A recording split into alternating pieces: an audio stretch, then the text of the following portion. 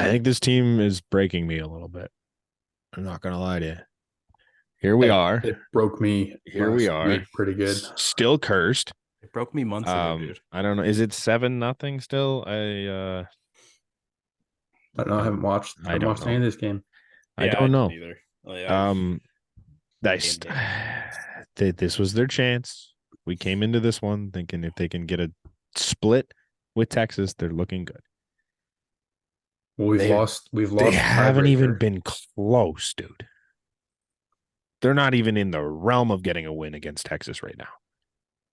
And nothing has gone well outside of Davis Schneider and Cavan Biggio. Like, Now the starters have been bad. Their bullpen's been worse. They just don't hit. It's bad. the other big thing is like now we gotta win a spot because we don't have the tiebreaker with the Mariners. We don't have it with the Rangers. The only way clean cut win is if we tie with the Astros, which I don't see happening. No. Yeah. On top of all that, everything about Alek Manoah started coming out this week. It has just been a fucking terrible week to be a Toronto Blue Jays fan. Brant, other than the obvious, is this the saddest fucking episode we're ever gonna do to this point? Might be. Other than the obvious one. And honestly, coming into today, I didn't think it was gonna be. I didn't have this negative energy. Because I was like, yeah, can we just get a fucking split at this point? That's great. And then they come out and get shit pumped. It's like Monty on the mound too, who's been terrible lately. Like he's not great. No. Neither's Dane Dunning. No. Neither's this version of Max Scherzer. No. Yeah, no. The Rangers came in cold and we lit them on fire. There's no impact players of the week. I think we can all agree on that. We can give Cavan Biggio some love a little later, but in terms of making an impact, none of them made a fucking impact right now. Your two best players are. Do either of them have a hit today? Did Vlad's count as a hit, or was that an error? I think it was a hit. Okay, so they have one infield single in the entire 3 games so far. I think it's tough to be too hard on Bo coming off. Yep. Coming off the injury, I think. Yep. There's a bit of a slow start kind of expected. Does George even have a hit? Like, am I misremembering? Does which was it the Royal Series that he hit a bunch of homers? I thought he'd been good recently. He was good in the series before this one. Let me see. What was game 1? Game 1 was a piece of shit. Game 1, no, that wasn't. I thought that was the one where he hit all the homers. That in the Royal Series, game. I feel like it was game 3. No, I meant the Rangers one. Springer went 2 for 4 in game 1. Okay. So it's fine. I don't know what he did yesterday. He played center for the first time all year yesterday, which was crazy. Yeah, because they pushed every fucking button and it failed spectacularly. Yeah, he went 1 for 4 yesterday. And then so far today, he is 0 for 3. Bo Bichette 0 for 3. Vladimir Guerrero Jr. 1 for 3 on an infield single that whatever it is, what it is. Yeah, no, you can't. It's tough to knock Bo right now because this is the only stretch of bad baseball he's had this season, and it's coming off of 2 leg injuries. Like, it's going to sap something out of him. It's a week. Yeah. What did he come back? Did he come back game 1 of the Royal Series? Yeah. It's his sixth. It's been a week. It's not even his 6th game because he didn't play in game 2. Yeah. Yeah. It's tough to knock anything that Bo Bichette's done because he's just been so good. Vladimir Guerrero Jr., on the other hand, that guy is the reason we are going to miss the playoffs at this point. I don't know if it's much to say about that. Does he need glasses? Maybe. David Schneider's got them.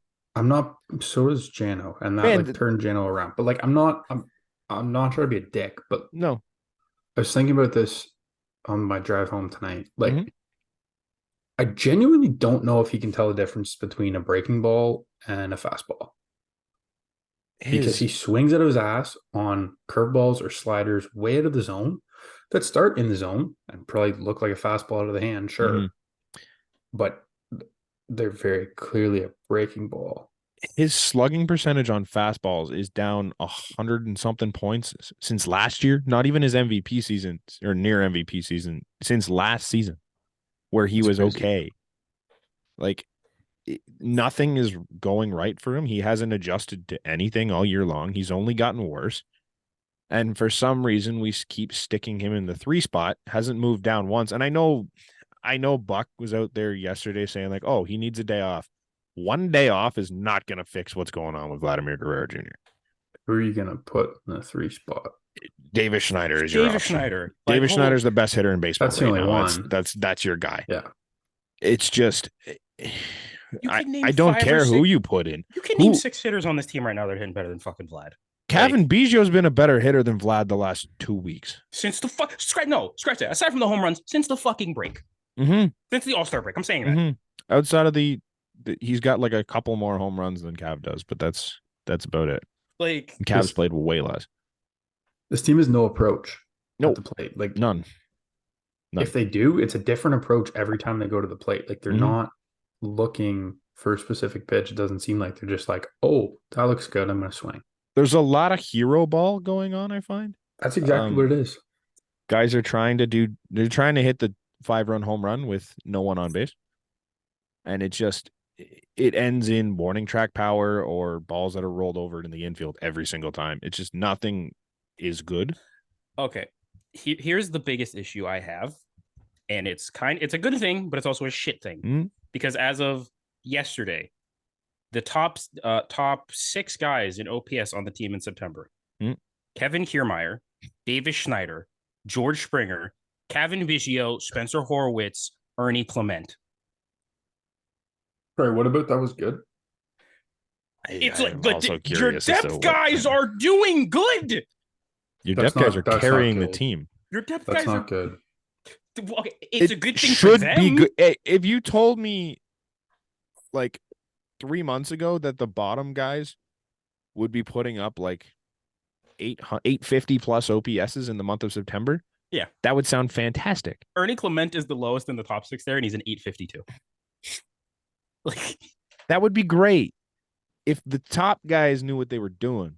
Top guys had an OPS of like the mid 7s or like high mid like low 8s. I'm like not even asking much. Mid 7 will probably help right now. Mid 7s, low 8s. So like I was listening to Blair and Barker today. I don't know if you guys heard this, but I think this like is definitely a contributing factor to Vlad. Do you know how many cleanup hitters the Jays have had this year? Yeah, I heard them talking about this. I think George has done it. I think Belt has done it. Give me the number. 15.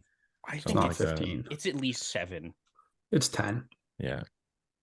Hold up, I'm trying to think. More than your starting 9 hitters have hit cleanup this year. Yeah, because you've had George there. I think Bo's done it a couple games. They've had Vlad Davis, Spencer Horwitz, Whit Merrifield. I'm pretty sure Biggio did it. Biggio did it. I'm sure Jano and Kirk. Varsho did it. I'm sure Kirk did. Varsho. Like that's not good. Nathan Lucas. I think. I'm just assuming at this point. I think you can kind of like. Am I wrong to say you can probably trace a little bit of Vlad's struggles, not all of it, but a little bit, to not having Teoscar Hernandez hitting behind him all year? Then take a fucking walk. Like if they're not giving you something to hit, then don't fucking swing the bat. I got no sympathy for this argument. You can't blame him on that part. I heard Blair and Barker talking about this, and I get what they're trying to say. But if they're not feeding you pitches, don't fucking swing. Do a job and get on base. I agree. That's 100% what he should be doing. Look, that's what Soto does. That's what Soto did in Washington. So do it. He's clearly not that guy for whatever reason, but that's what made him elite in 21. Was because he was doing that. He was taking pitchers' pitches and he was hitting his pitch. He's not doing that this year. No. But I'm just saying, I think you can trace a bit of his struggles back to the fact that he doesn't have Teo hitting right behind him, who, like we've talked about, is pretty well locked to hit 275, 25 to 30, and driving 85 to 95. And you even with like Brandon Belt, who's arguably one of the better hitters on the team all year, fucking pitchers aren't afraid to face him. No, he's not a threat. No, he's not a threat. Like they have what? Realistically, what do they have? 3 threats in this lineup? Like Chapman was at one point. Chapman's not a threat anymore. Sure, you could argue that Springer's a threat. Right now, yeah, you could say him, Bo, and Schneider. Like I'm you way think more people afraid see of Schneider David as a Schneider right threat? now than I am of Vladimir Guerrero Jr. Do you think other teams are looking at him as a threat, though, the way they're I pitching would him? be. He's got 8 homers and He's 98 been plate good. appearances. He's been good. That's insane. He's got a 1.4. but he's not. Yes. No, I agree. He's been out of this world, but like that's still not Teo hitting 4 behind Vlad. No, it's better. He's putting up better For a numbers than short Teo period of ever time. did. 100%. He's putting up better numbers than any J has ever put up. Right. I can't get on board. That doesn't mean I can't get on board with this though. conversation because when Vlad gets his pitch, he's still missing it. That has nothing to do with how they're pitching around him or what they're doing with him. Him and Matt Chapman, dude, there was a report that came out that Matt Chapman was setting off a velo machine. I will pay fucking good money to see that video. What do we mean velo? We mean like 90, or you're still missing it? Yeah, I can't. I don't know what to say on this guy. You can try and give him the excuse that there's no protection. Sure, fine. Maybe that plays into it a little bit. I'm not saying that's an excuse. I'm saying it's playing into it a bit. Maybe it's not. That's not the entire thing. In a weird way, is that why Bo's been really good? Because they still consider him Vlad protection behind him? Vlad's 100% protection, and Vlad's 100% still a threat. Yeah, whether he legitimately is or not, other teams consider him one. Yeah, I hate this so much. This team should be fucking good. This team and the guys that are supposed to be doing it are the reason that you're not winning right now. We have been picked to win the division at least 2 of the last 3 years. I mean, I haven't done it. And we've gotten 2 wildcard games out of it. And 2 losses. So, of the past 2 years, going into the year, which Jays team would you rather have? The last year's. Going into the year? On paper. On paper? On paper, I think this year's. I don't even think it's close. On paper, it's this year. This year's team should have been so much better than last year's team. Not even close. Fuck that. It should just minimum on par. Mm-hmm. Like it should minimum be on par with that last year's team.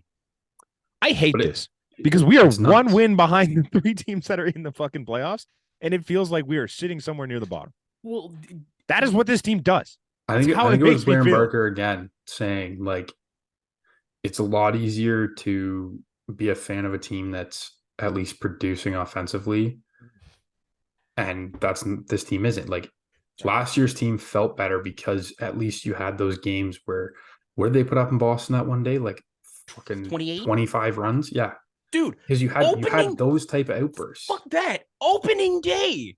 You were down 7, and you scored 7 unanswered in 5 innings, and won the game against this team. Vladimir Guerrero Jr. has played 141 baseball games this year. He's been, is it the worst, statistically the worst, or the second worst first baseman in all of baseball? I think he's statistically the worst. The more I watch him, every single play drives me nuts. Awful. I'm very glad I'm getting validated for everything I've said. He is the 3rd best Canadian first baseman in the league right now. It's fucking bad. Anyways, he's played 141 games. He has accumulated 1.3 BWAR. I mean, one of them's actually Canadians. The other 2 aren't. Regardless. I wasn't even counting out 4th then. Fuck it. He's 4th. Who's the other one then? Votto, Freeman, and Naylor. Yeah. Votto. You're right. You're right. He's the 4th best Canadian first baseman. You're right. Yeah. Yeah, 141 games. What did I say? 1.2? 1.3? David Schneider had that in a week. Oh, just wait. David Schneider has played 25 baseball games this year in the majors. He's already accumulated 2.4 in 25 fucking baseball games. And for some reason, we don't have him hitting 3. And for some reason, Vladimir Guerrero Jr. is still cemented in that 3rd spot. His team baffles me. You gotta do it. No, you don't. You just push him down to 7, 8, 9, and you move on. No, I'm saying you gotta hit Schneider 3. Yes, I'm agreeing with you. Yeah. Okay. Yes. What I found fucking ridiculous yesterday's game. No Brandon Belt. That's fine. Fucking David Schneider's batting 5th. Behind Spencer Horwitz. Who? I think Spencer, great start to your career. Why are you hitting 4th? That's more spreading out your lefties in your lineup than anything else. I'm done with the spreading of the lefty because the righties can't hit. I agree. The righties can't hit right now. I agree, but that's what it is. That's what it is. I'm just saying. There should be no day where Cavan Biggio comes out of the lineup anymore because he's one of the only guys producing. There should be no day where Davis Schneider's not hitting third. Thank you for saying this, because everybody that was like today, it was like, well, it's a lefty, so no Biggio. Stupid. In the last, he's got hits on lefties. He's had 9 at bats against lefties in the most recent memory. He's 5 for 7 with 2 walks. Is he doing any damage though? I'm not a knock on him. I genuinely don't know. I remember a double, but I know there was a double. I think there was 1 or 2 doubles in there. Damage doesn't even matter at this point. I don't care. Get on base, man. Just get on. You're right. Like Vlad's not doing damage, but he's also not doing anything. And also Cavan Biggio decided to play goal glove defense in the last month. Like what the fuck? That play, what was that? The last game of the Royal Series, or no? That was the first game of Texas series. First game of Texas with the that was double fucking. Play. That was very nice. And then he made a dive. Did he make a diving play yesterday? Like, can we talk about that first game of the Texas series, please, for a second? Yes, because I would like to talk about. I think it was the second inning. Might have been the third. Kev? No. No, let's go before that. Yes. His block. What's going through your mind? I don't know. He didn't forget. He thought he knew that he just thought he could win a foot race. I don't know. He thought he could win that foot race. I don't know. Garver's way down the line, but Garver's maybe 30 feet off the line. And Bassett's like 90, 40, 45, 5. No, not that fast. No, it's more than that. Well, it's halfway between. Yeah, across is longer than 90 though. Yeah, you're right. So he's going to be like 60 feet. Yeah, so he's at least double the amount of space. Like, it just doesn't make any sense. It didn't end up mattering, but it was just I think my jaw literally hit the floor. I didn't see it live, but the replay blew my mind. Yeah, me either. Like, bro, I saw it live. I was watching. I'm very confused. And everyone's like, "Oh, he forgot. He didn't realize." Blah blah blah. No chance. You're in September at this Chris point. Bassett is for how meh he's been this year. He's fucking smart. Like, he knows what he's doing. I don't even think he's been meh. He's been good. He leads the AL in wins. It's just. For whatever you want to say about wins nowadays, he's been inconsistent. Inconsistent is the best way to put it. When he's good, he's great. And when he's bad, he's bad. It still matters that when you go to the mound, your team's getting the win behind you. Mm-hmm. Yeah, that says something about your compete. Yeah, that is very. I'll give you that. Like, and there's points too. Like, I don't think it happens as much nowadays, but guys used to be like, your team gives you a 5-run lead. Mm-hmm. All right, I'm pitching to contact. I'm going to let these guys put the ball in play, and I'm going to try and go 9 tonight. Yeah. I don't care if I give up 3 runs. We got 5 already. Mm-hmm. Guys don't do it as much now. Oh. But, like, Bassett kind of seems like that type of guy who understands that. Yeah. This team right now. Is Whit Merrifield the 5th best middle infielder on the team currently? Because he's not better than Bo. He's not better than Cav. Yeah, season left. Yeah. He's not better than Cav. He's not better than Schneider. He's not better than SB. Right now, which is if you said this to us a month ago, oh my God. 3 episodes back, we were DFAing Santiago Espinal, so this is insane. And he's probably not better than Ernie Clement, so he's not even a top 5 middle infielder. He's on par with Clement, which says I don't think he is. Like, Ernie Clement plays better defense, and he can actually get hits when there's runners on base. I get what you're saying at the moment, but like, you have to look at kind of the season as a whole, what he's done, his track record. Like, I get what you're saying at the moment. He's probably not your top 5, but if you want to put Schneider ahead of him, go nuts. Bo's obviously ahead of him, but I think he's 3 behind, and he's above Biggio, Espinal, and Clement. I think he should be. I think in the last month, no, he's not playing like it recently. I agree with you. He's 6. I agree with you. At the moment, no. In a run where you need wins against the team that you're chasing, I see no reason to have Whit Merrifield in this lineup. When you need wins like this, you can't be playing guys based on track record. No. Fuck no. You play who's game. hot. If Spencer Horowitz is hot, hit him at 4. Who cares? Fuck if he's it. the Stick guy, him in left. let him hit 4. Stick him in left. Stick him in left. Who did we call up for Belt? I missed that. Lucas. Nathan Play Lucas. Who cares? Give him a shot. I'd rather see that than clearly the Buffalo boys got something working. Stick him in. Who else do we have down there right now that we can call up? Like, give me someone, please, because this is just painful to watch right now. I think this is like they haven't done it all year. I think it's time to get Kiermaier up in the lineup. Yes. I think if I'm making this lineup today, put Kiermaier 1, Bo 2, because he's clearly comfortable there. Schneider 3. I think I'd put Springer 3. I was gonna say Schneider 3, Springer 4. I was gonna say Schneider 3, Springer 4. I like the way Schneider's approached it, and right now he seems like more of a threat than Springer, so I'd put him 4. Sure. And then I'm fine with either or on that situation. I don't think Vlad bats higher than 6. I think you put Spencer Horowitz 5. And then you put Vlad 6. I think you put Ernie Clement 6. Okay, see, you're going a bit too far. I don't know if I am, man. At least Clement can put the bat on the ball. You're not totally wrong, but you can't just throw away Vlad. I don't know. I don't know if I'd drop him that low. I think you drop him 5, 6. That sends enough of a message, and I would hope that gets him at least a little fired up. Yeah, because if I remember correctly, I think you should be some 7, 8, 9 somewhere. 7. What has he done to prove otherwise? Nothing. You're not wrong. Absolutely nothing. I don't if you were going based on strictly performance, he's probably your 9 hitter right now. Yes. That's not how you build a lineup, though. Even if you're building a lineup correctly, I think I would have Dalton Varsho as my 9 hitter, but yeah. What's he showing? We're getting baseball unfortunate events images. Okay. Yeah, it's bad.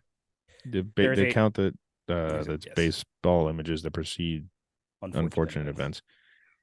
It was our high stakes series coming up. Yep. Can we talk about the fact that there's like 12 people in the building today? I mean, there was 10 people 2 days ago. Yeah. They're not really a super fun brand of baseball to watch. No, they're not.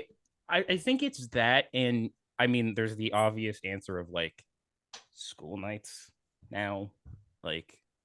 Yeah, for some, I'm not saying that's the main reason, but like, definitely doesn't help. When, like, the last 2 years, and you go back 15, 16, when we were packing the Rogers Center, look at the offenses we had. Yeah, they were fun. They were. You were hit exactly. Josh Donaldson. That's the best way to put it. Edwin Encarnacion, Jose Bautista. They were all hitting homers every night.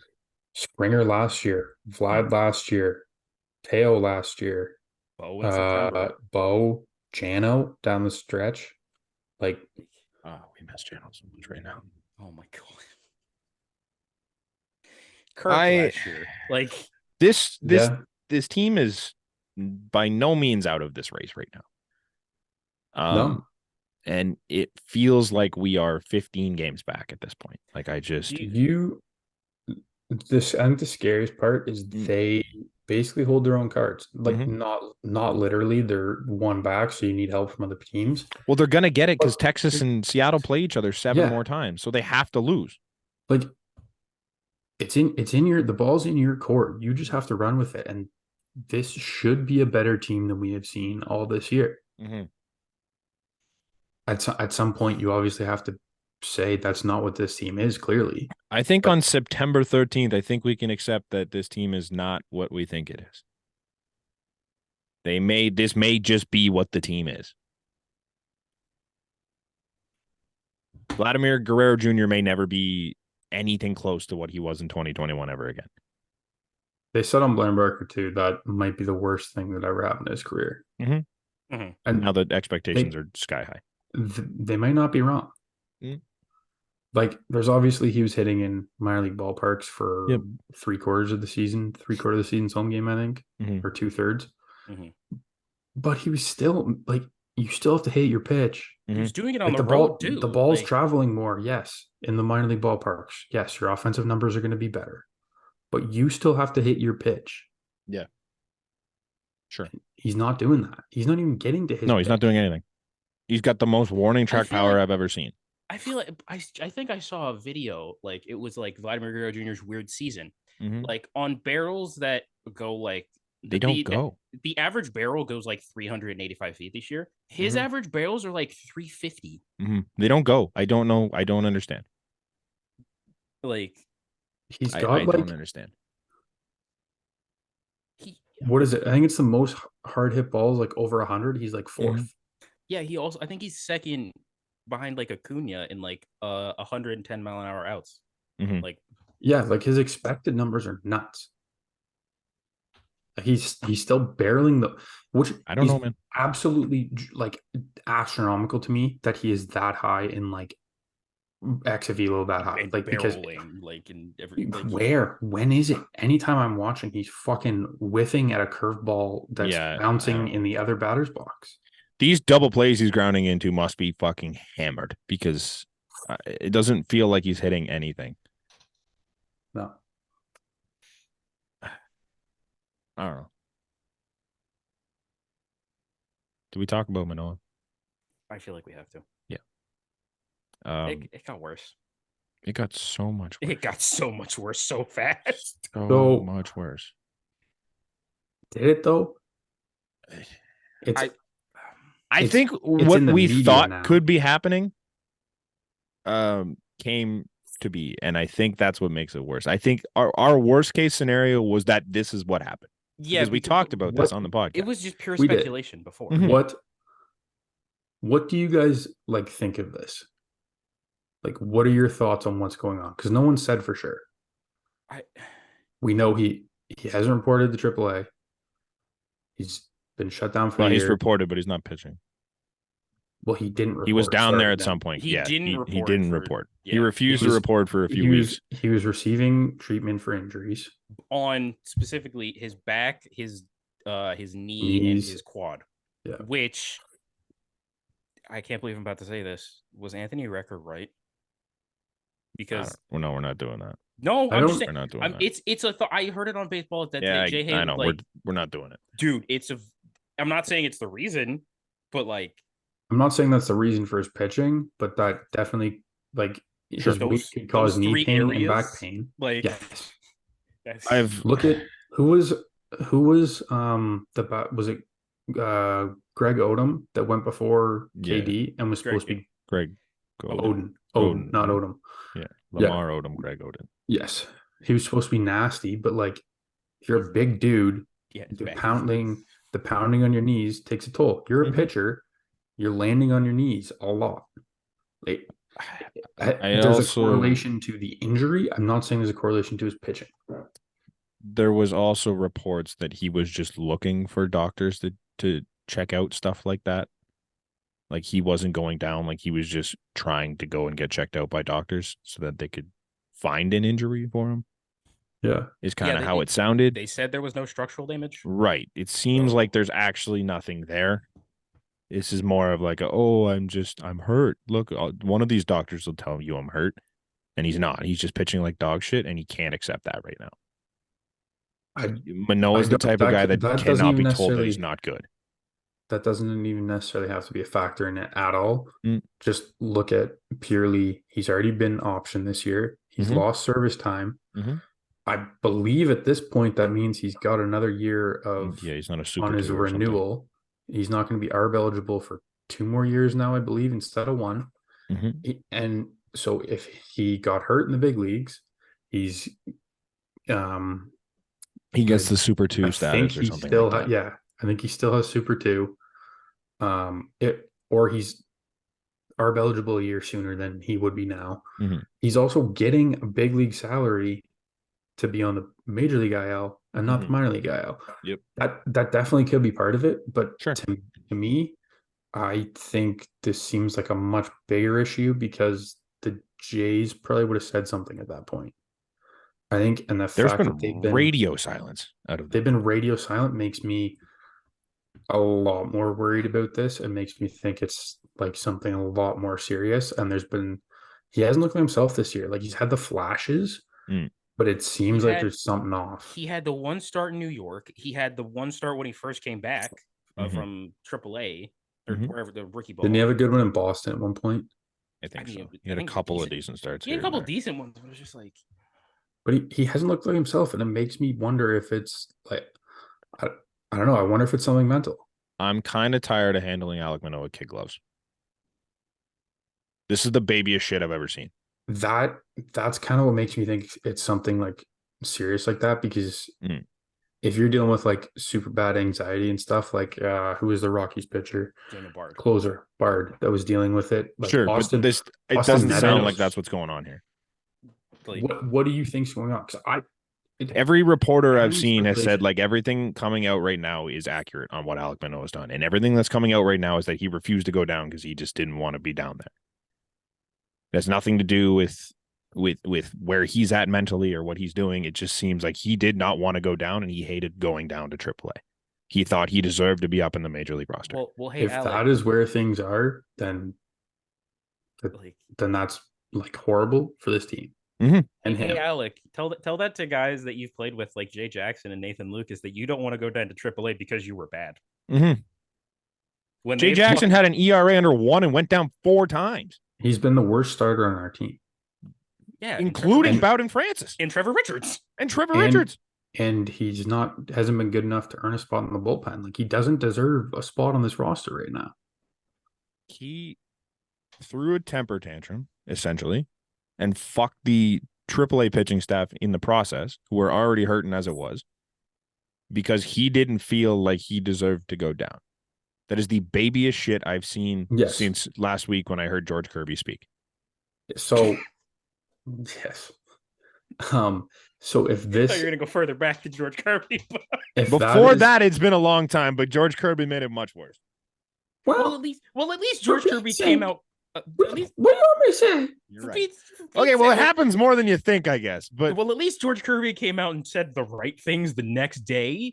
But like, at least he came out and said something. You've heard nothing. My thing, because you but you haven't heard anything from the Jays. You haven't heard anything from anybody. I don't think the Jays are gonna say anything. What do you say if you're the Jays? If that's what happened, what do you say? If he just fully doesn't report, I'm coming out into the media and saying he's refused to report for X, Y, and Z reason. Like, you don't just go radio silent on it and pretend nothing's happening. Like nothing's wrong. We don't want to look stupid if you're the Jays either, though. You don't look stupid.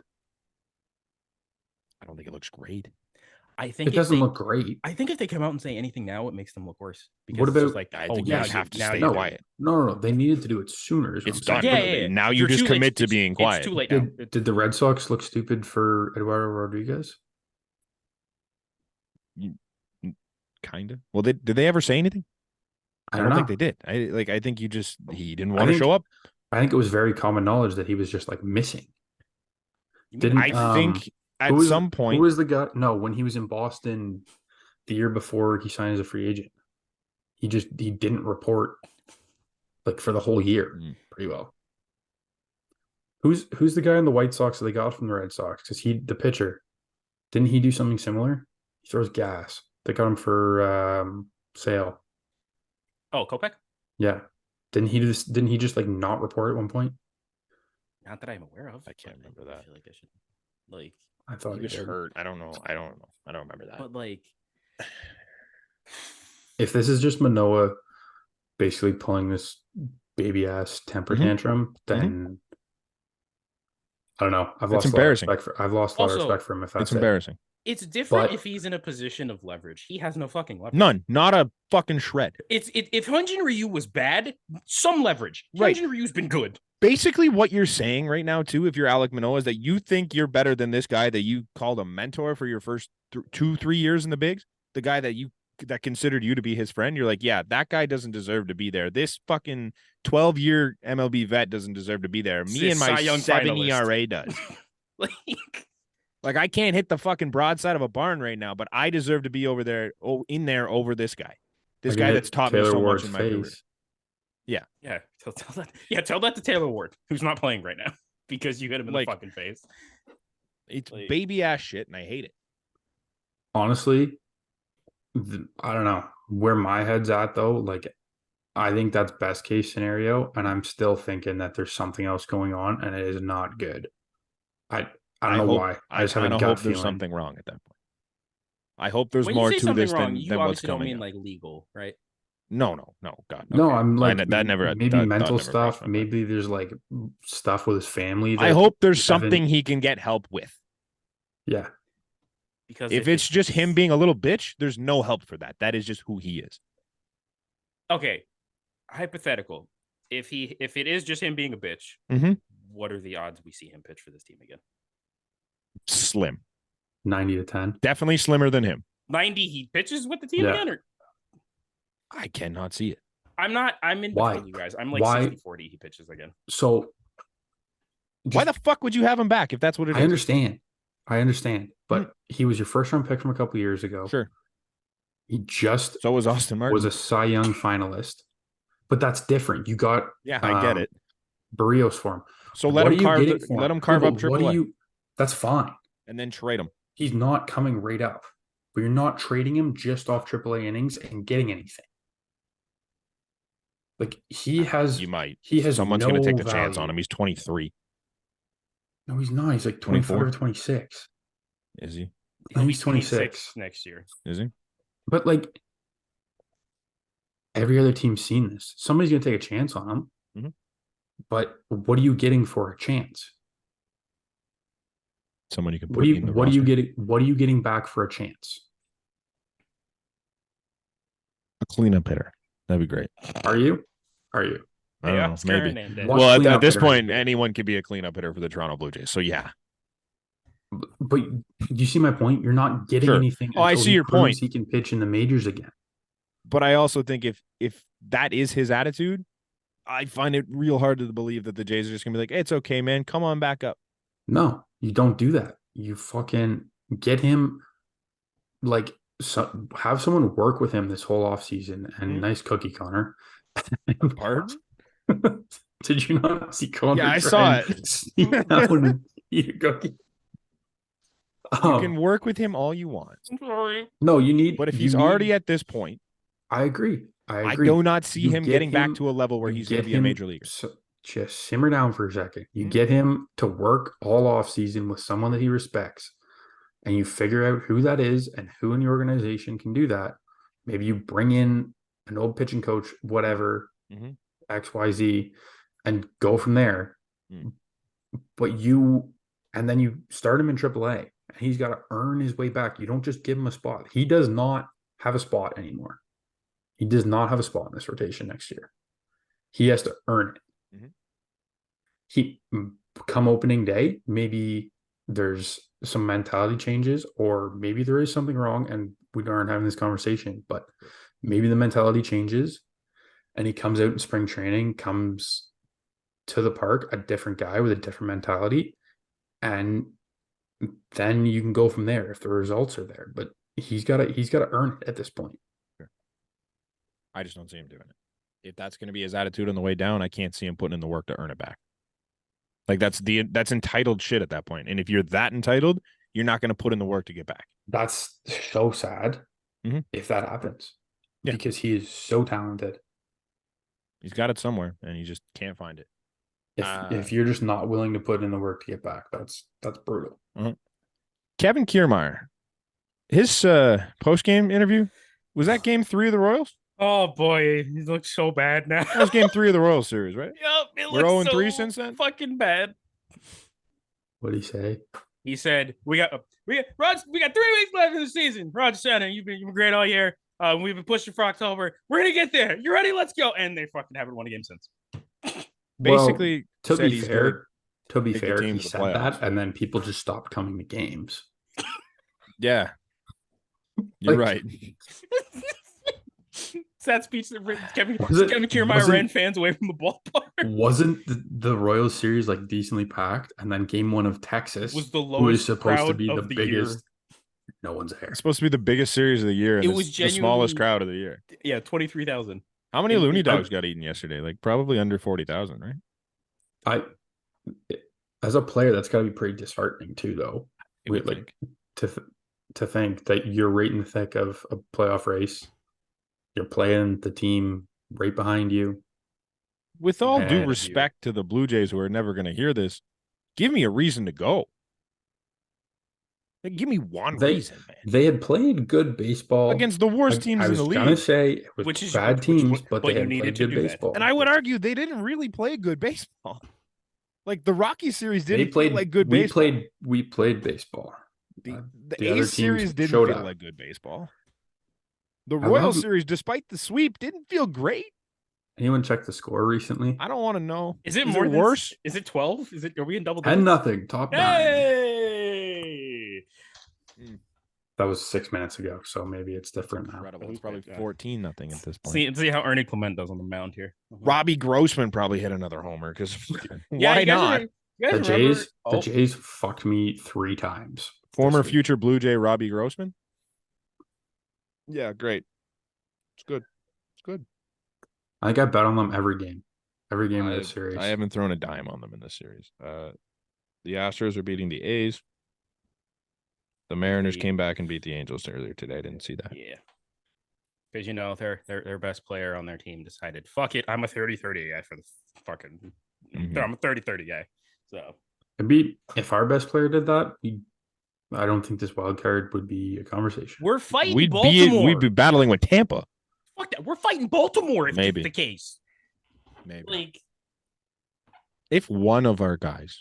One of them got going this year. If Matt Chapman just kind of didn't, obviously not to April, but if he just continued to one of them, bro, around where April was, if one of Vlad, Springer, or Chappie had an 850 OPS this year, we'd be laughing. They just hit last year. One of them hit last year. If they hit like Brandon Belt, we'd be doing okay. Yeah, you're not. That's bad.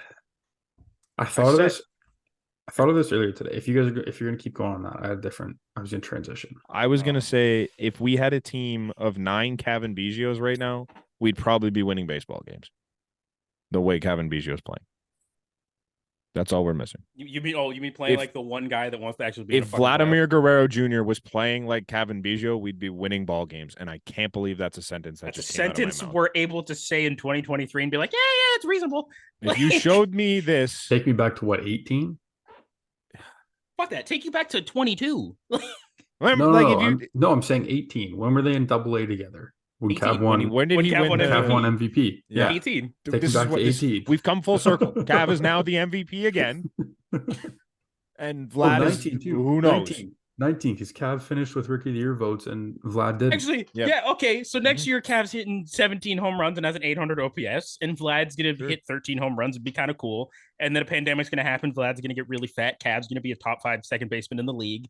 And then come 2027, when Cav is a Philly and Vlad is a fucking Dodger, it's gonna be a whole new world. Resign Cav. I don't care. What timeline are we in right now? Cavan Biggio is the guy that I have trust in. I love Cavan Biggio. Don't get me wrong, but there's never been a time where I'm happy to see Cavan Biggio come to the plate in any sort of situation. And I'm just ecstatic when he's at the plate I feel like goddamn. It's been this whole year. I feel like goddamn Thanos. Him, I feel like goddamn Thanos when he said, "I can finally rest and watch the sunset on a grateful universe." Because fuck you, Brant, kind of, but you kind of been there a good bit this year. I'm there, but I have helped lead this bandwagon. Sure. That is finally coming around to people being like, "Do I like Cavan Biggio again?" Yeah, you do, because he plays well. Because he's one of the only ones. Because he has fucking heart. Because he had some sex. He's a good third. The guy had sex, and now he knows how to play third base. He doesn't have the arm to play third base all year. But he's got probably not the glove, not the arm. He's good. No, he's played well since he's been there. Fuck it. Put him at short and put Ernie at third. Ernie's been gross out there too. You see the play he made in the first? You're just getting rid of Bo. Cav's batting 1,000 when playing it short. Bo needs some innings off. I want to talk about Schneider for a sec. Okay. I would want to talk about Schneider for the rest of my life. He's about 5 inches shorter than me. It's very weird. So, what do we think the expectations are going to be from this fan base for him next year? Babe Ruth. Oh God, this is actually, guys, we should have this with Vlad. This might be the worst thing to ever happen to David Schneider. No, because he's going to keep doing it. Do you know who this reminds me of? Are you gonna say Brett Laurie? No, it's another second baseman. Mm. Similar timeline. Actually, a little later than that. Devin Travis? No, he No, came Devin up. Travis got hurt too much. Came up around the same time, I want to say. Mhm. Maybe even August. Mhm. Set the world on absolute fire. Captured this fan base's hearts. This fan base. And then Or Kawasaki. never really did anything again because he was not like a 1,000 OPS player. Ryan Goins? Yes. Ryan Oh Goins shit, hit? he did hit for Do like. you not remember he that was August, crazy. September? I think No. it was 14. He came up and he was raking. I don't remember him ever hitting in my life. It might not have been a whole streak. It wasn't as long as It was like a good 15 game. Like, jeez. but it was whatever his rookie year was. 13. I had someone ask me today, kind of related comparison. They said, what were Brett Laurie's numbers through his first however many games? It wasn't anywhere near this good, I don't think. So I tweeted out Davis Schneider yesterday. I'll go back to that tweet in a second. So since his call up, Davis Schneider after yesterday, had 98 plate appearances. He was hitting 364, 500 base, 779 slug, 8 homers, 9 doubles, 20 runs, 19 RBIs, good for a 242 WRC plus. Brett Laurie through 97 plate appearances, one less. 5 doubles, 6 homers, 13 runs, 18 RBIs, 326, 381, 674, 183 WRC plus. So like we're talking almost double what Brett Laurie was, and like that felt magical. This guy is just on another planet with what he's doing because he's also walking. Like, it's incredible. It's incredible. I mean, guys, on Kevin Kiermaier, he was right. The Jays are going to play in October. Yeah, they have 2 games in the regular season, don't they? Yep. Yeah. Last game's like we were destined to play October baseball right from the beginning of the year. Yep. It's great. Is there anything else on the Jays before we? Yes, because on that, this is. I don't know if either of you saw my tweet on this, but I've taken some heat for it, and I've taken some not heat for it. So I'd mentioned Davis Schneider since his call up. Obviously, 98 plate appearances, wicked stat line, 8 homers, 9 doubles, 20 runs, 19 RBIs, 242 WRC plus. Vladimir Guerrero Jr. since the All-Star break has 230 plate appearances, 249 average, 339 on base, 413 slug, 8 homers, exact same number, 9 doubles, exact same number, 25 runs, 26 RBI, 107 WRC plus. That's the guy hitting third.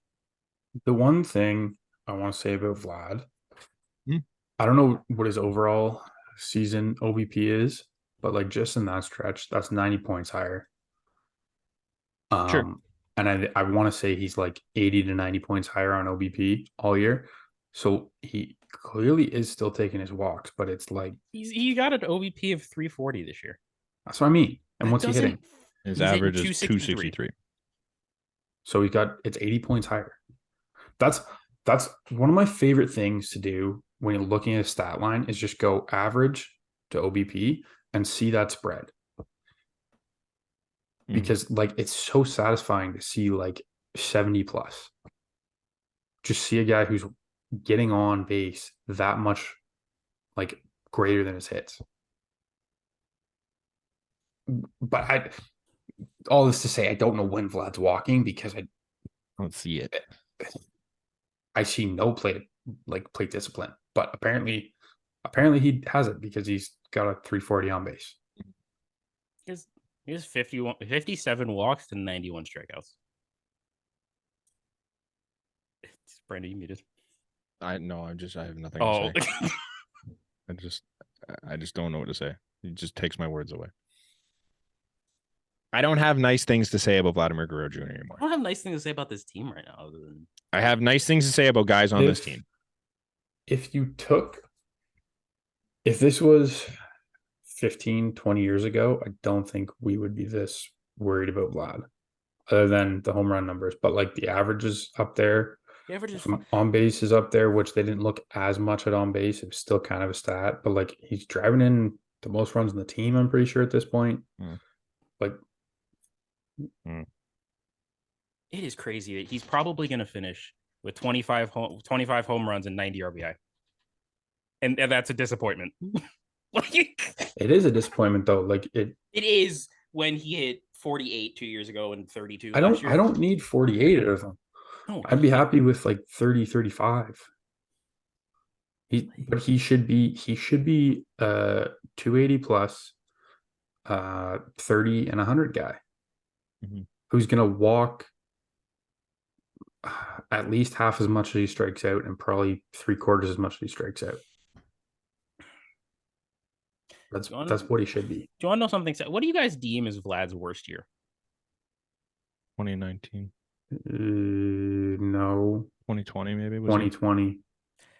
Well, by OPS, we're looking at it this year. We're fucking looking at it because because in 2021 in 2020 he had a 791. In 2019 he had a 772. As of right now, he's a 769. That's crazy. That's nuts. Make an adjustment, bro. Just once, please. It's frustrating. I think what makes it so frustrating for us and this entire fan base is that like everyone sees the talent. He's oozing with talent. He hit 1 billion homers at the Derby. He could be the best player in this league if he wanted to. Maybe not better than Shohei. No, because he's going he both still ways. Can't pitch. But he could be. Well, he might be better than what Shohei is right now because Shohei can't pitch anymore. He could be the best non-Shohei in this league. 2021, he was the best non-Shohei in the league. He was as much a threat in 2021 as Judge was last year. Yep, that's crazy. Yep. I'm just ready for when this team raises the prices for tickets next year. Yeah, you think it's empty now? Oh boy!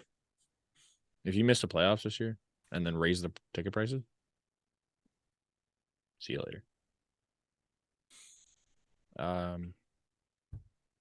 We got to be done with the Blue Jays, right? Yeah, because it's just making me sad. We went so long before I actually looked at our sheet. I didn't even bother for most of that. I know. We didn't need to. We touched on everything. Yeah, we did really. I mean, we didn't even mention we missed Eric the fact that Jano got a pin in his finger. Yeah. I hope that is made of like adamantium or something. Vibranium or whatever. Because he needs to fucking strengthen that hand up. Swanson's back, which means Jay Jackson sent down. But there's a clause or something.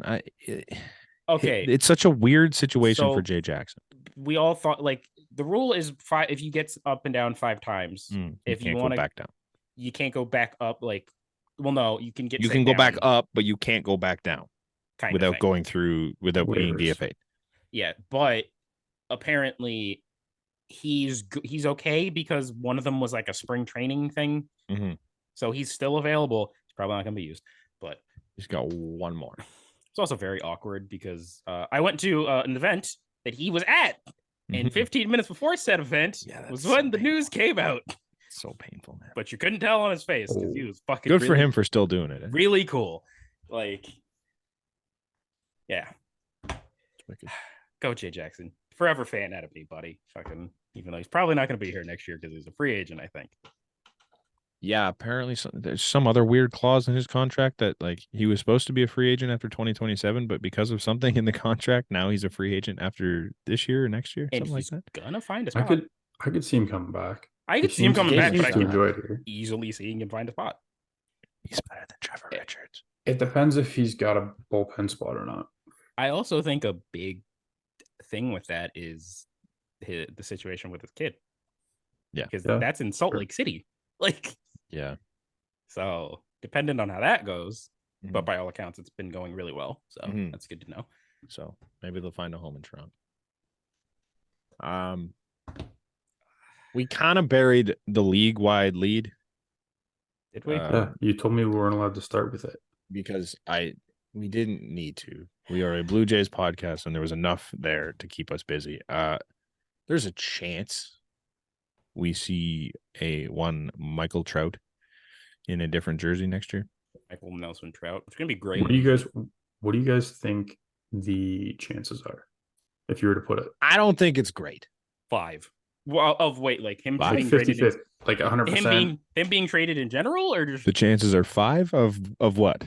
Yeah, that's very confused. sorry, like the chances are The chances of him being traded. 5. to like any team or like a specific team. The chances of him being traded. I was gonna say like I thought you said 5? percent in there, so that's why I said I did. 5. So it's 5%. There's a 5 chance. I think there's like a 5-10% chance that he actually gets traded. Yeah. The thing I think here, it's more. who can take on Mike Trout in that contract unless they eat a lot of it? Like we're looking at the Dodgers, we're looking at the Mets, we're looking at the Yankees and Red Sox. So this is what everyone's Padres. saying, and this is blowing my mind. Mhm. Teams would be lining up to give him, what is it, 37 a year? If he's a free agent this year, teams are lining up at the doors to give him the exact deal that he has left. It's like 7 and 270. I'm not. Teams are lining up at the door to give him that. I'm not. He gets that easily. I don't think so. He has played over 100 games just once since 2019. One time. 20 doesn't count, so that's slightly unfair. Okay. But yes. He didn't even play the full season then. He got hurt. When you play in 20? Played 53 games. It was a 60-game season. He got hurt at the end of it. Brant, you might have probably don't have this off the top of your head, but or right pulled up. Do you have the injury types? I do not. Because I know this year was a hamate. They haven't been good. Last the hamate's not terrible, but that also is last year's were bad, weren't they?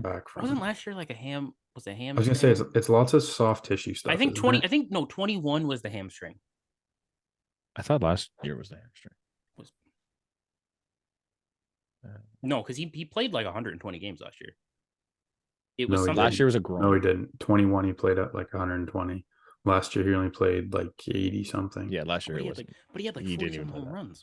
I get it. He's had health concerns, but like, so is Judge.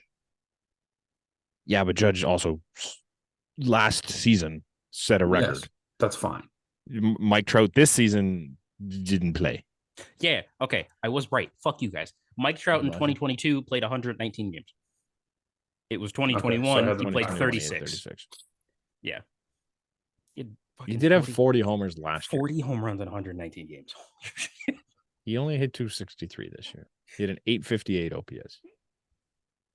Yeah, so he'd be leading the Jays. Other than his rookie year, that's the first time he's been under a 900. He would be leading the Jays, and we're saying he's dog shit right now. I'm not saying he's dog shit, but I'm not saying he's $40 million. Hey, I'm saying that man would look really good in left field next year. Like, man, you're telling me teams wouldn't be lining up to give him this exact deal?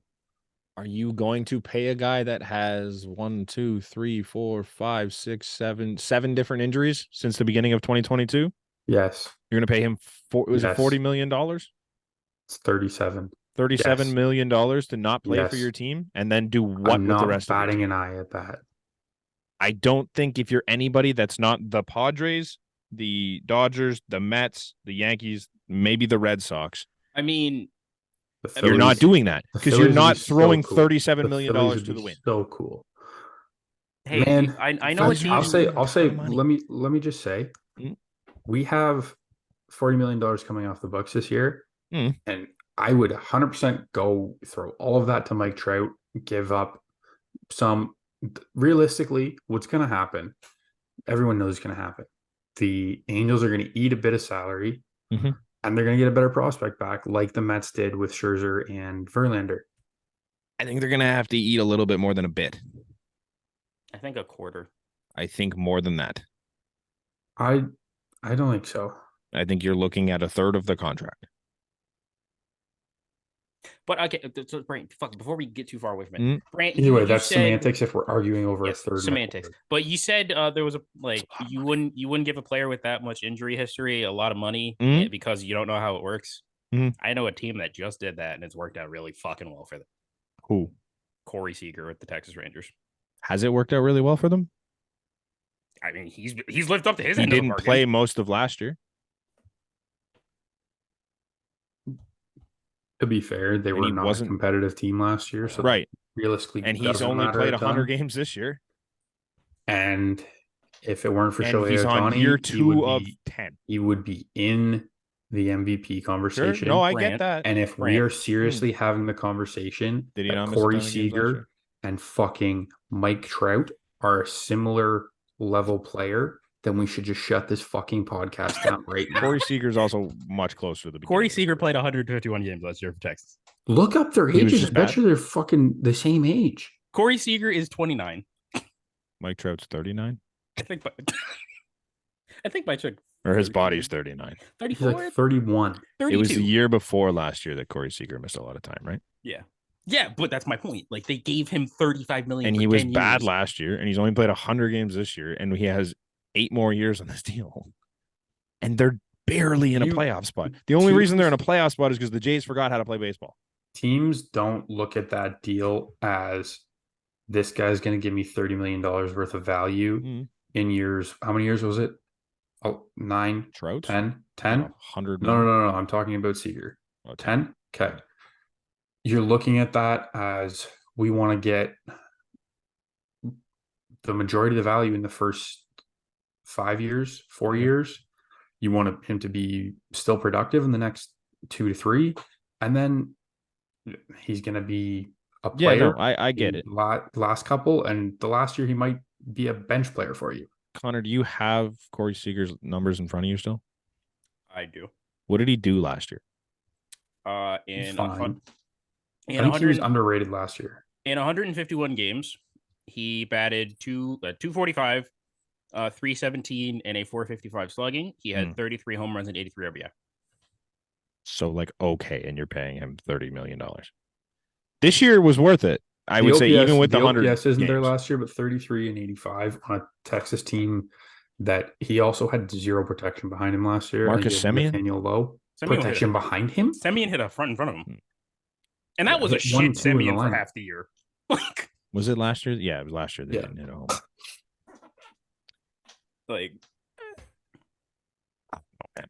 But we're seriously gonna... But no, that's not a comparison. Okay, thank you. There's you're telling me you wouldn't do that. I mean, on the flip side of that, how well did the Aaron Judge thing work out? How many games did he miss this year? Couldn't tell you. That's a freak injury. Every injury he has is a freak injury, but they keep happening. Running through a wall, breaking broke his toe. Yeah, must be one of the most freak injuries you can get. Yes, but yes. That's also year 1. It's going to get worse. It's not going to get better. It's the same thing with Mike Trout. Going to be worse in what world does a player go from being injured for 4 straight seasons and just miraculously fix himself and never be a problem again? It's never happened. I don't think it's going to be a problem. In what world? No, sorry. I said that backwards. I don't think it's not going to be a problem. Right. And I think if you're looking at a $40 million ticket, you have to take that into account. You're not going to be looking at a full 40 because we all just agreed the Angels are going to have to eat some money. I think probably going to be closer to 30 to low 30s. I think you need to be in the 20 to 25 range. It's eating almost half. That's a lot of that's what I think you need to be taking if you're going to get some sort of package back for him if you're the Angels. And if you're not going to get anything back for him, what's the point in trading him? I don't think you have to eat that much. Anyways, again, no sense arguing over this. But anyways, you're not taking Mike Trout's season last season for $30 million? Probably, yes. Yeah, and that's him not being playing able to... center field. You can he doesn't DH there because Shohei's there. We haven't taken that into account into these injuries. DH anywhere else he goes. Yes, you're right. But I'm just saying, look at a lot of these injuries. I don't know how much he DH'd earlier in his career, but as you get older, that's when you need those DH days. He hasn't had the opportunity because of Shohei. He's playing center field, which arguably is probably the second most demanding position of the 8, other than catcher and pitcher, obviously, but of the 8 of the positions, I think it's other than catcher, and he plays a hard center field. I think the one thing we're kind of forgetting here, the Angels kind of just said, if he wants to go, we will let him go. You don't think after the WBC, I don't know if Mike Trout wants to go. After the WBC, Mike Trout had his chance to go when this franchise was embarrassing, and he didn't go anywhere. He had a chance to go home and play in Philly, and he didn't do it. I don't know. I have trouble saying they were embarrassing at the time he signed that deal. They weren't. They were in one playoff series when he signed that deal. They were disappointing, not embarrassing. Disappointing. That's not embarrassing. They were just missing the playoffs. Pretty bad. But they had the best player. They had prime version of the best player in baseball history at that point. They'd spent money on Pujols. They'd spent money on Upton. They'd spent money on Was Hamilton earlier or after that? During that era, Hamilton. Pitchers. CJ Wilson. Raisel Iglesias. Like they spent money. They showed him nothing. That's like fine. They showed they tried, but it never worked because the team just sucked for every year that he was there, except for one when they made the wild card. I don't think they sucked in those early years. Like they didn't make the playoff, but that doesn't mean you suck. Baseball is the hardest sport to make the playoffs in. Like you're not going around saying whoever finished 8th in the NHL playoffs or like the last seed in the NHL playoffs, NBA playoffs, or NFL playoffs sucked. They made the playoffs. Whereas baseball's got what, 12? Yeah. Well, back then. Yeah, back then it would have been 8. What year did Trout sign his deal? Harper was before COVID. I believe Harper was 19. Trout was the year before because he didn't go to free agency. And honestly, it could have been earlier. Okay, let's just say 17 or 18. 2018. Since 2018, the Los Angeles Angels have been 80 and 82, 80 and 82, 74 and 88, 85 and 77. It's not what I said. 98 and 64, 78 and 84, 89 and 73, 86 and 76, 80 and 82. Are you going backwards or forwards? Backwards. Okay, they have been under 500 in every year except for 1, 2, 3 in Mike Trout's time as a Los Angeles Angel. And they were for 1, that doesn't mean 2, embarrassment. 3, 4, 5 seasons before of Mike Trout's career. They were under 500. That doesn't make you an embarrassment. They with the best player in baseball history. Great. That's embarrassing. Which sport does one player have the least impact in? Probably baseball. Not probably. Probably baseball. It's not probably. Well, football. It's you not could even be close. Jamar Chase just lost a game. And that guy's probably the best wide receiver in football. Like it's possible. It's just he wanted to be there when they were bad. That doesn't mean he still wants to. Did you not hear him on Mookie Betts' podcast? He's never said anything other than Did you not hear him on Mookie Betts' podcast? About the WBC? Yeah. Yeah. Sure. That doesn't mean he doesn't think he can do it there. I don't think he does anymore. He saw it. Shohei was there. Mm-hmm. And he saw that they aren't going to do it. I think there is a 75+% chance that he waives that no trade clause. We'll see. I'm just saying until something comes out about Mike Trout saying he wants to be elsewhere, this report means nothing. He wants to play in the playoffs. I am convinced of that at this point. If he plays for the Angels, think of all the time he gets to go and play on his golf course. So much more. Do you really think Mike Trout is that guy? Like he's been pumping it the entire time he was on the IL. I'm not sure what Mike Trout did to you, but the amount of Mike Trout slander coming out of your goddamn mouth. No Mike Trout slander. He's the second best player in baseball history. I'm blaming Vladimir Guerrero Jr. for this Mike Trout slander. He's angered me. Like you are just so negative. I'm not being negative to Mike Trout. I just Mike Trout from his debut to what he is now has been the second best player in baseball history. There's nothing wrong with that. I just think the injury history of the last 4 years is not a great sign for what's to come for Mike Trout. No, I don't think it's an amazing sign. But it's not necessarily. I think teams are going to be wary of taking on a lot of money to play that. Especially when, let's say he's semi-healthy for 3 seasons. Now you've got, what has he got left on his deal? 8? 11? It's a lot of years, whatever it is. So you've got Trout? 5 years left. 6, 7. Last year is 2030. So you've got 7 years Or left. 2031. It's like 7 at 230. So you've got 7 years left. Say the next 3 of them, he's okay 70% of the time. So then the rest, we're what? We're putting him under 50% of the games for 5 years, 4 years. And you're paying him $30 million to do it.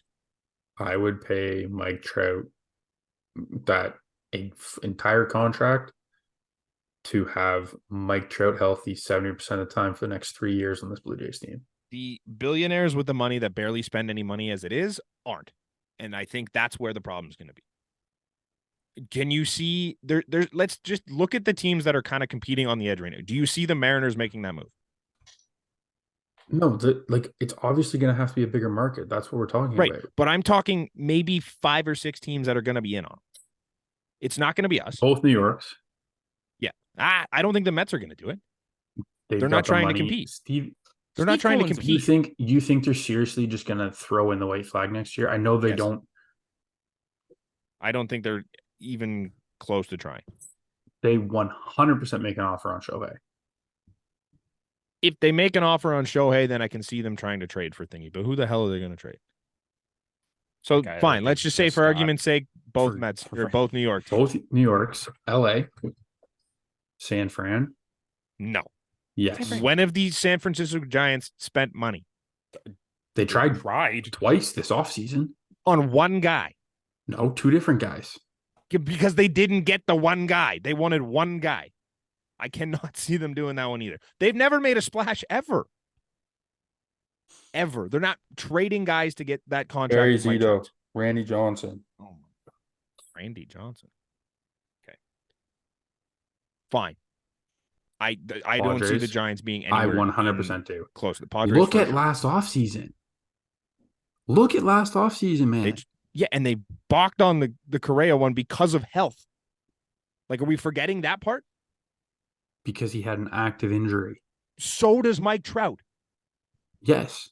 And if Mike Trout doesn't pass his physical in the offseason, then we've got a different story. Which at this point he probably won't. Then we've got a different story. I don't think the Giants are anywhere close. That's not what we're talking about. I don't see the Giants being anywhere in that conversation. You've got 4 teams right now. Well, the Giants are in it.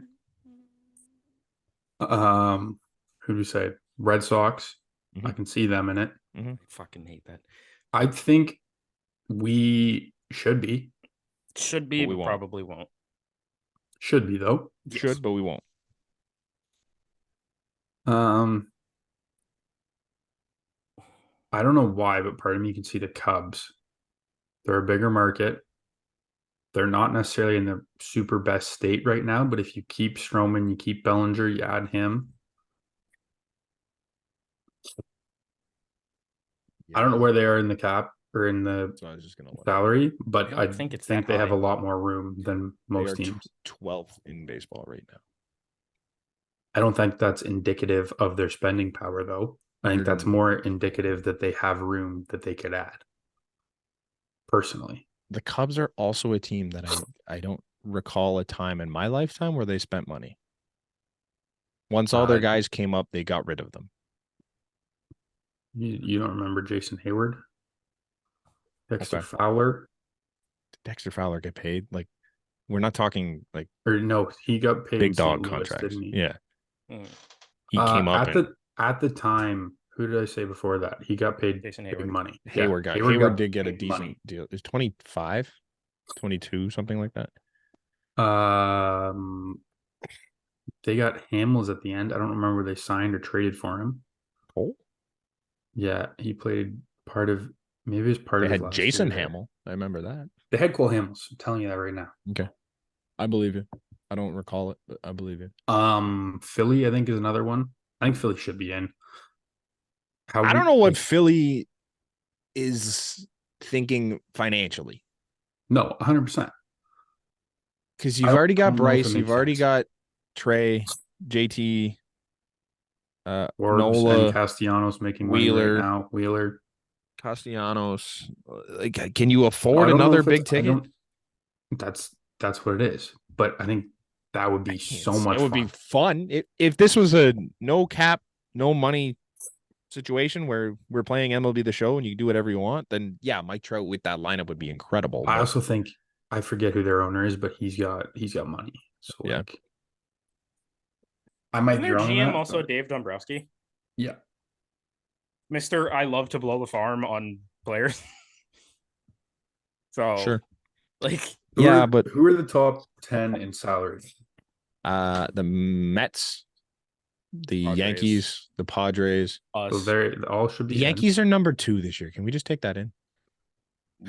Well, yeah, fucking just... The top 3 teams in baseball aren't even sniffing the playoffs right now. I just want to see which ones make sense to be in, because I think all 3 of those. Rangers. I don't think they I gotta be running out of money eventually. They right? don't make sense, especially because they have Evan Carter, who just came up and is their top prospect. They've also got Duran. They've got the 2 guys on like over $50 million a year combined, so that's tough to bring a 3rd guy in, and you're up to DeGrom. like. Oh yeah, I forgot about DeGrom. DeGrom making 37.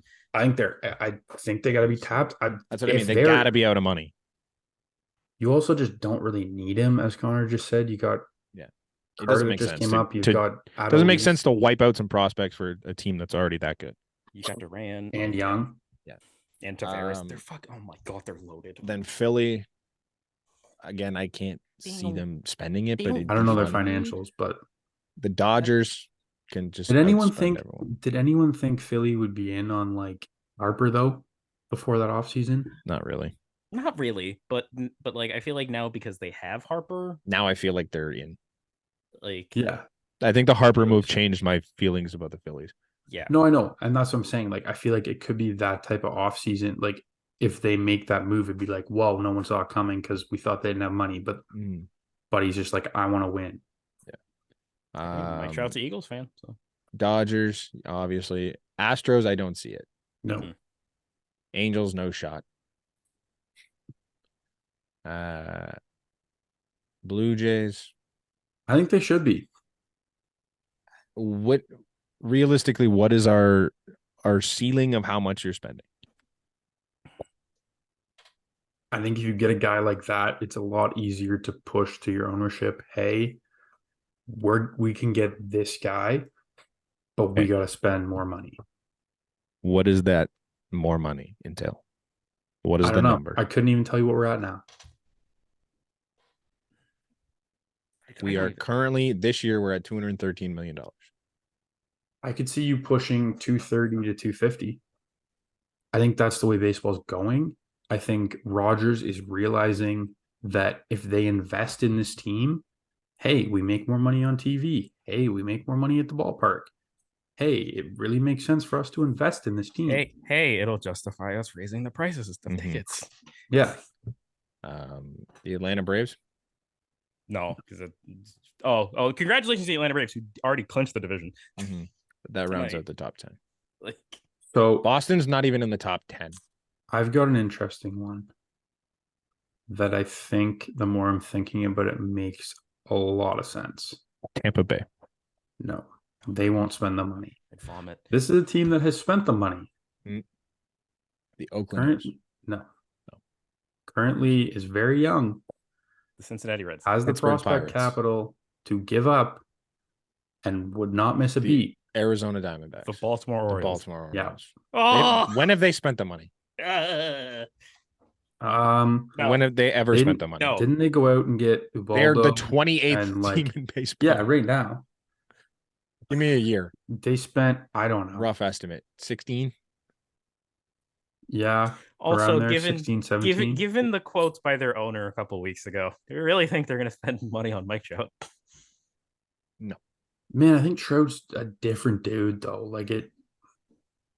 But yes, I did forget about the quotes. Mm-hmm. Okay, we got to. I'm talking like holy Chris Davis. I think we just talked about Trout and the Jays, and that is our podcast. Chris Davis, Mark Trumbo.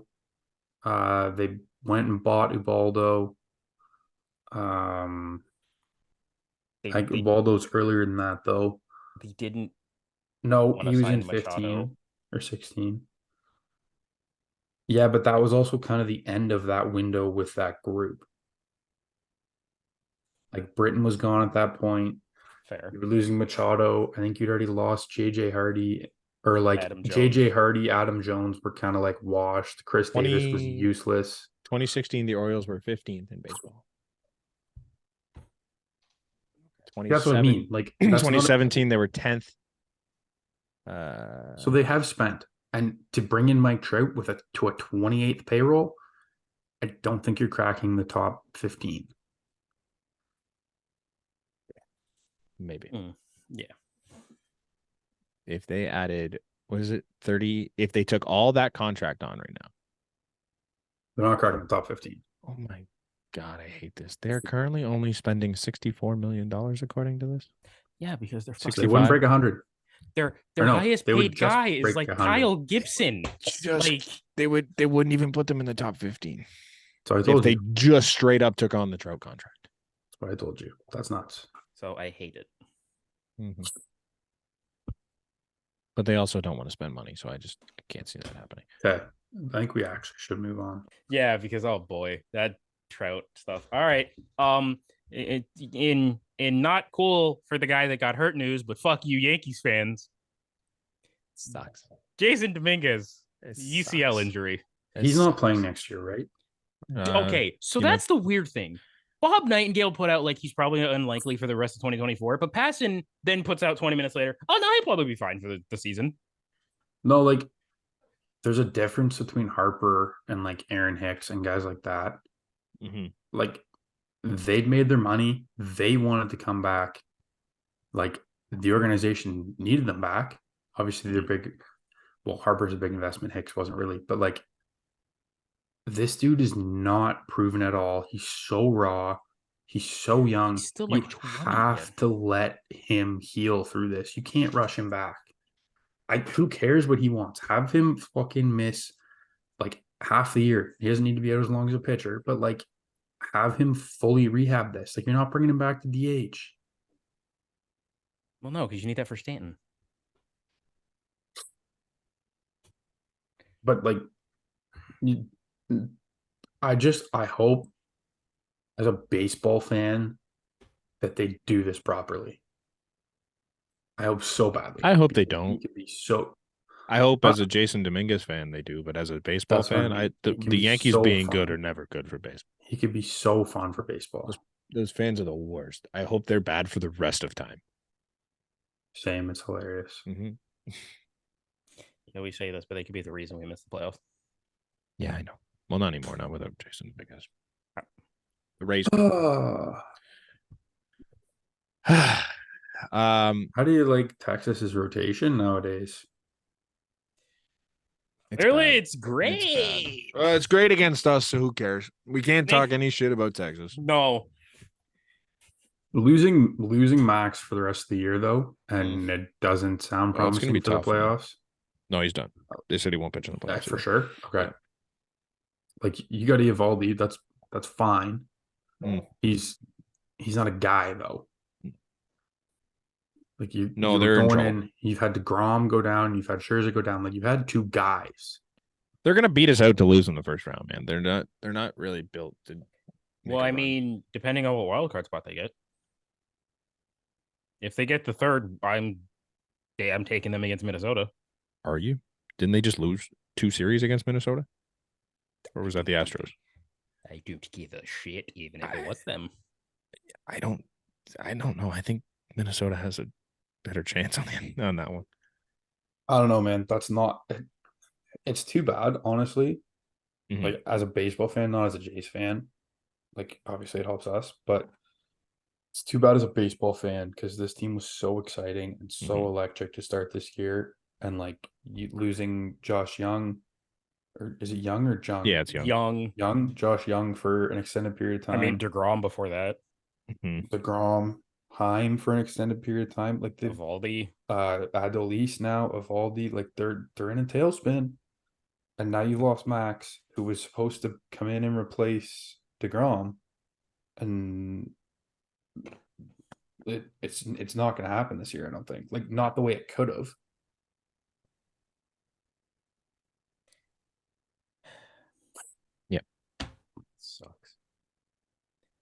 Are we going to talk about George Kirby?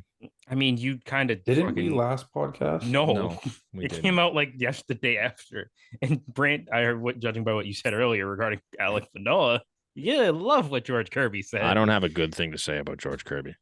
I hope George Kirby I would has like a to talk 9 about ERA this. the rest of his career, and I hope he never succeeds in the major league level. So I want to say, like, I've had so many different thoughts about this, and it's because it's like that's the worst mentality I think you could have is I don't want to be on the mound. Sorry, I'm sure every pitcher in the major leagues has had that. Yeah, for sure. I don't want to go out next inning. That's a conversation you can have with your manager. Yes, you don't go out and say it in the media. It makes you look weak. It makes you look like your team can't depend on you. Like a whole lot of things, and it's not the mentality you want from a pitcher. But on the flip side, look at how pitchers are treated these days. Like, look at he's in the he's in the come sports up, science era. Well, and he's in the group of guys who comes up, throws really hard for 75, 80 pitches, and then you get them out of the game and get in your bullpen because you don't want them to be seen the third time through. Right. No, you're right. So I just kind of hard. I despise it. I hate it so much. I think we had plenty of conversations about this. Like everyone's beat it to death, but it's in the same breath. It's kind of hard to blame the kid for just based on where he came up. I don't agree with him saying that, but the era he came up in, it makes sense. Did you see the stat?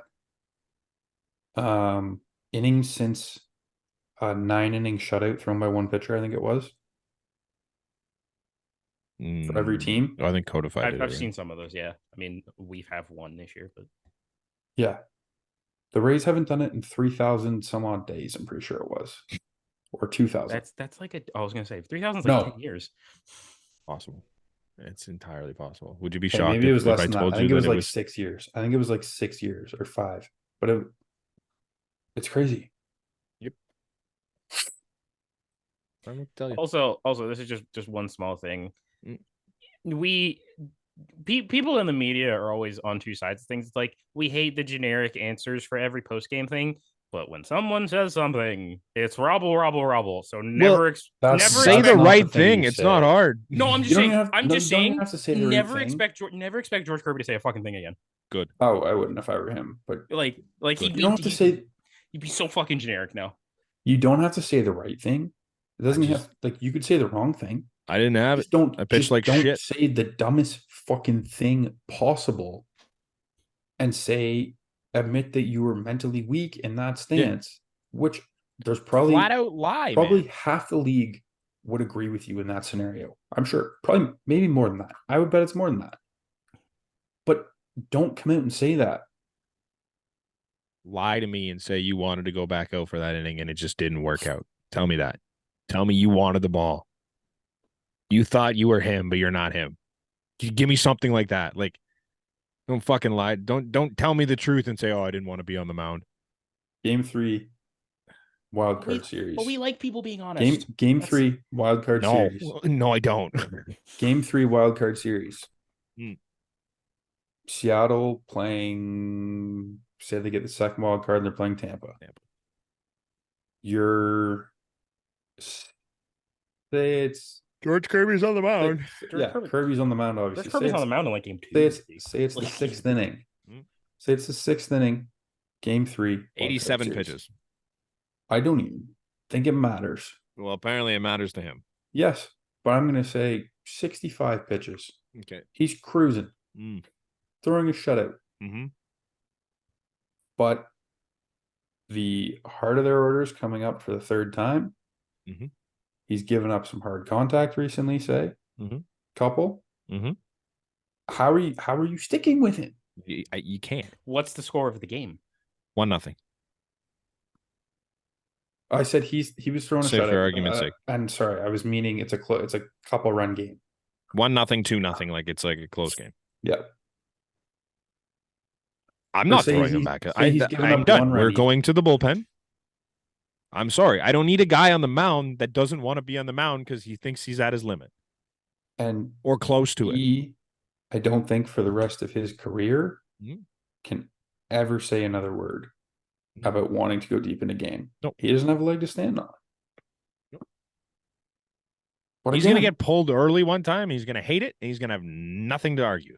No. But again, like I said, it is the era he came up in. Mm-hmm. If he gets out of that inning, doesn't give up any runs, he's not complaining about going back out there. He's not going to the media conference like, oh, did you see how sick I did? I didn't even want to go out for that inning. No, exactly. Oh, I thought I was done and I went out there and did it anyways. Just being a little baby and not owning up to your mistake. Yep. You gave up the lead. Mm-hmm. It's not the manager's fault he didn't pull you. Part of it is, but you also didn't execute. Yep. You're not even at 100 pitches. Like it's not like he was 120, 125. Like we're talking under 100. And it's not like he hasn't ever gone 100 pitches. Somebody pulled it up in his last 5 or 6 starts. He had 3. Mm-hmm. It's just embarrassing, man. Do we want to tidy up the little things here? Or do we want to just wrap it up? I don't think there's nothing important enough left. Walker Buehler's not coming back. That sucks. Yeah, that's too bad. The Dodgers are tail spinning in terms of the rotation. That's so brutal. They're still making it work, which is nuts. No, they're the Dodgers. It's just what they do. I think that's pretty much it. So thanks for listening to the bleakest episode of the Flight Deck podcast. Yeah, I don't think we said a positive thing this whole time. Holy shit. If you got anything to take away from this, Brant thinks that Mike Trout and Corey Seager are the same level of player. No, I didn't say that. Connor said that. Everyone have a good night. No, hey. Don't put the Corey Seager comparison on me. I just said they were both players that got a lot of money and were injured, and you would take faith on them. Hey, Connor, how many pictures do you want tomorrow? Of my favorite player, Corey Seager? Yeah. As many as you could fucking muster, buddy. I want you to take a picture of every empty seat. Oh, I don't know if I'm going to be able to watch the game. Hey, you know what? Go sit in the bleachers. You know what? Because nobody's out there. Nah. What time is it? Try it out. Is tomorrow an afternoon game? No. Okay, you know what? That's perfect because you know who plays the same time as I hope not. You know who? Oh Jesus! Because if it's an evening game, you know who plays the same time as the Blue Jays? The goddamn Eagles. So I'm not watching that fucking game. Are they a Thursday nighter? Yeah, they play Minnesota. So nice. There's 2 Monday nighters this week. How crazy is that? Great. Well, guys, before we get into football talk, it's been a positive ending. Cavan Biggio has been fantastic. It's been a long run on this podcast of not fantastic Cavan Biggio. It's really nice to do a podcast in a world where he's good again. Me and Brent can finally rest and watch the sunset on a grateful universe. Mike Trout should be a Blue Jay. Thank you.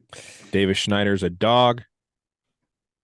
His sister's hilarious for the t-shirt she made up. That's so cool. If she somehow hears this and has any extras, I'm an extra large. Same. Just give me any size. I'll fit into it. I don't care. Also, shout out to David Schneider for making me look tall. Short king is what you call it. Short king David Schneider. Look at that. His fucking forearms are massive. Dude. Look at the size of his arms. But I have one question. Do you like my t-shirt? I didn't see your t-shirt. Did Cavan over everyone? I thought that was hilarious that you wore that.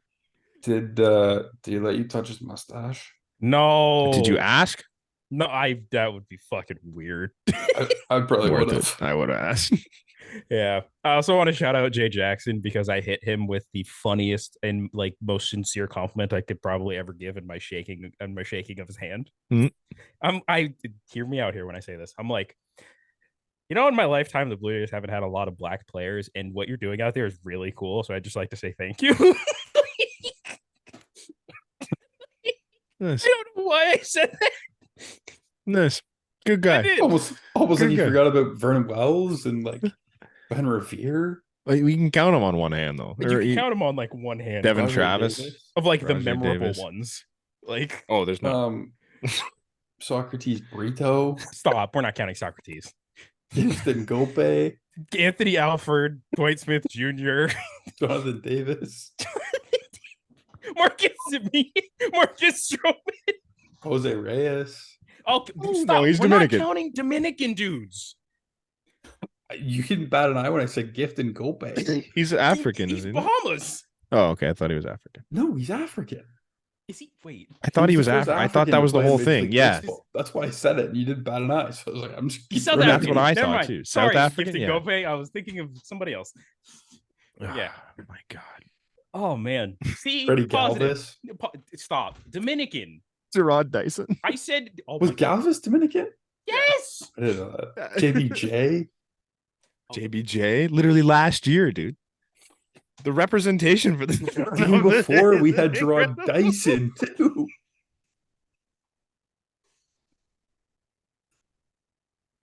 Bro, what about, bro, You're so right. We don't have a lot We of haven't.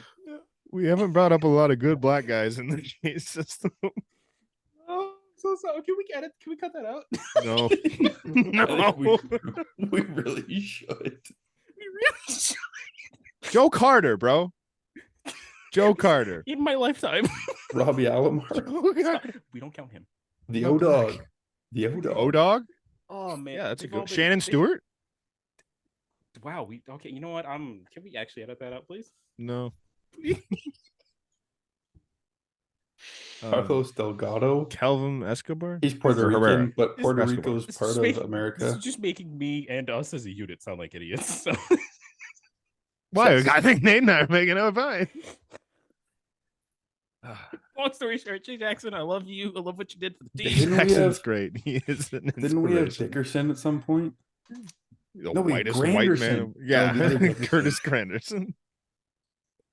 No, I'm thinking We the had other- Melvin Upton, bro.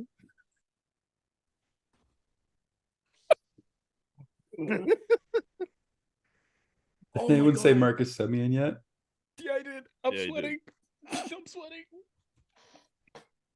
We had every low-level black guy of all time on the Toronto Blue Jays, I think. But hey, you know what? They were cool. They were cool when they were here. We- when they were here, man. Yeah, but like, am I wrong? Like, name one we didn't fucking roster. We really need to edit this out. Like, that's brutal. Jesus. That was I their apo- diversity I hire. It's awful. apologize. I'm so dumb. I apologize. It's okay, man. I'm sure he appreciated it. What I did he say appreciate it. back? He was like, What yo, did he say? Thank you. Genuinely, he was like, "Oh, thank you, dude. That means a lot." Like, so I was like, What do you say in that situation? I don't know. I don't know. But I put him He in just starts naming off players. Yeah. See, you guys had enough time to remember shit. He was in the middle of trying to take pictures with 20 other people. That's fair. Boy, you didn't like Vernon Wells, man.